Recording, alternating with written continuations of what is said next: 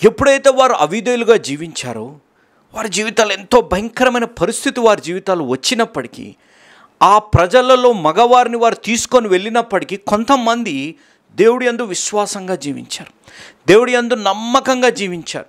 దేవుడు వారి జీవితంలో ఒక అవకాశం కలిగించారు. ఆ అవకాశంలో కోరేష్ అనే రాజు ద్వారా వారు తిరిగి వచ్చే పరిస్థితి వారి జీవితాల్లో కలిగి, వారి పట్టణాన్ని వారి మందిరాన్ని కట్టుకునే అవకాశం వారి జీవితాల్లో కలిగినప్పుడు, కొద్దిమంది తిరిగి వచ్చినప్పుడు ఆ పట్టణాన్ని కానీ ఆ పరిస్థితులు చూసినప్పుడు నిరీక్షణకి ఆధారం లేని పరిస్థితి, ఎలా ఇది అని చెప్పే పరిస్థితులు వారి జీవితాల్లో వచ్చాయి. ఆ పరిస్థితుల్లో ఉన్నప్పుడు దేవుడు వారిని ఏ విధంగా ఆదరిస్తున్నారంటే, యెషయా గ్రంథం 54వ అధ్యాయం 1వ వచనం, గొడ్రాల పిల్లలు కననిదాన జయగీతమెత్తుము, ప్రసవ వేదన పడనిదాన జయకీర్తన నెత్తి ఆనందము పడుము, సంసారి పిల్లల కంటే విడవబడిన దాని పిల్లలు విస్తారమగుదురని యెహోవా సెలవిచ్చుచున్నాడు. ఇక్కడ ఒక మాట గమనించారా? గొడ్రాలు పిల్లలు లేని వారి మాటలన్నీ మనం వింటున్నాం.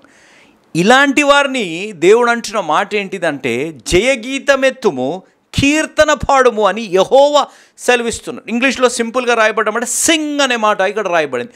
ఇక్కడ మన లైఫ్లో మనం గమనిస్తే ఇవే మాటలు కీర్తనల గ్రంథంలో 137వ కీర్తన మొదటి 4 వచనాలలో మనం గమనిస్తే ఇవే విషయాల్ని మనం కొంచెం అక్కడ గమనించగలుగుతాం.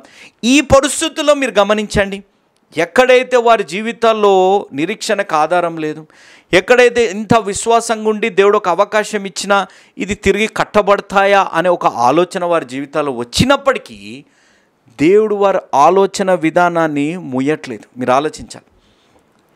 పరిస్థితులు అసాధ్యంగా కనపడుతున్నాయి, పరిస్థితులు పునరుద్ధరింపబడతాయా, మనుషులు మారుతారా అనే పరిస్థితులు అసాధ్యంగా కనపడ్డా దేవుడు వారి ఆలోచనని he did not give them close minds.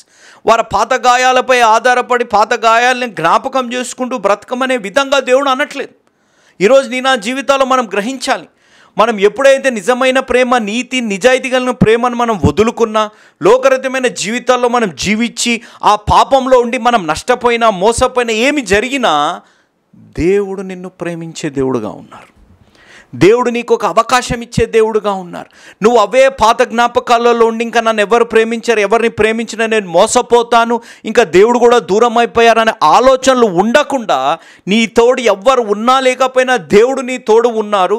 నీ జీవితంలో పాత గాయాలని అనిపించేసి నీ జీవితాల్లో దేవుడు నిన్ను ఆశీర్వదించే దేవుడు ఉన్నారు. కాబట్టి జయగీతమెత్తుము, కీర్తన పాడుము అని చెప్పి దేవుడు ఒక అవకాశము ఇస్తున్నారు.